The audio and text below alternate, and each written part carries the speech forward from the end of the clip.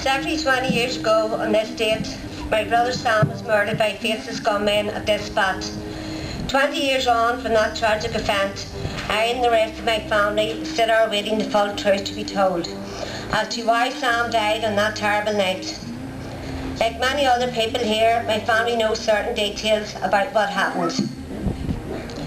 We know of the death threats issued by the police force in the weeks before his murder.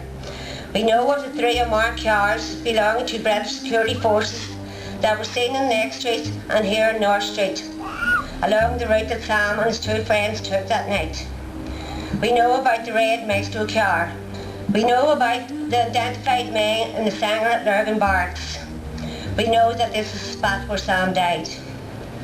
And we know only too well that 20 years later, there still has not been any proper or full investigation into his murder. 20 years on from our brother's murder, there still has been no inquest, nor has there ever been any public explanation given as what 3 unmarked security force vehicles were doing in the vicinity of the murder scene that night, immediately before the attack. In the absence of any other explanation, the only conclusion that we as a family can come to is that those vehicles and undercover police and military personnel in them were there to assist and to provide cover for those who murdered our brother. We have many unanswered questions which still remain into Sam's murder, particularly the whole aspect of state forces, conspiracy and collusion with those who pulled the triggers. Responsibility for the murder of Sam rests with those who armed, directed and controlled the killers, those who sent them to target Sam and many other of their victims in this and other areas. The blame rests with the British government and its forces in Ireland. The policy makers in the NIO, the politicians in Whitehall and Downing Street, the senior people in Special Branch and MI5 and British military intelligence, that's where the blame and the guilt rests. These same people decided who would live and who would die. And these are the same people who controlled investigations and the courts, and who today still remain accountable to no one. Those who decided who would live and who would die, those who have blocked investigations and the inquests, those who have prevented the truth being told, those are the same people who today peddle the notion that truth is bad and that we and other families should draw a line under the past. This is their new policy of now burying the truth about their policy of collusion and state-sanctioned murder in Ireland. We should not need to have to remind ourselves time and time again. The British state and its forces organised and directed death squads. The British state and its forces have lied and still lie about that fact. Today the state still continues to cover up and to use every legal mechanism to try and bury that fact. In Sam's case, we know that an inquest will not be permitted to uncover all of the facts. It will be legally ambushed along every step of the road by those who wish the truth to remain hidden. Sam's death weighed heavily on the mind of our mother Alice for many years, right up until she died in November in 2006. The pair of them were very close, always joking and carrying on.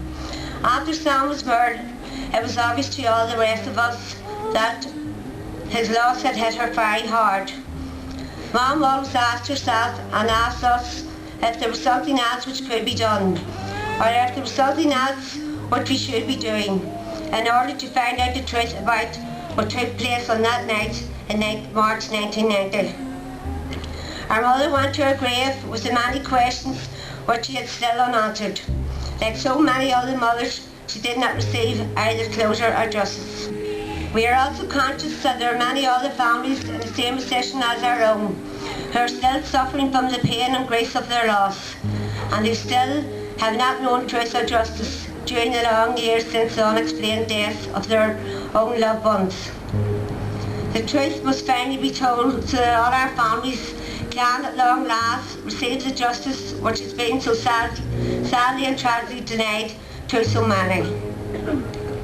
20 years on from Sam's murder, it is time for the truth to be told. The full truth of why so many other families lost their loved ones is the very least its relatives and survivors are entitled to. We can and we do take inspiration from the families of the victims of Bloody Sunday in Derry 1972. 38 years after the mass murder of their loved ones, they still continue with their unparalleled campaign for justice and truth. Even now, the British government is still refusing to state whether it will finally publish the truth, the whole truth and nothing but the truth. The truth is all that those families have asked for. The truth is all that we ask for. The truth is all that so many other families in the same position as our family are asking for. Without the truth in each and every case, then none of us can have justice. Thank you.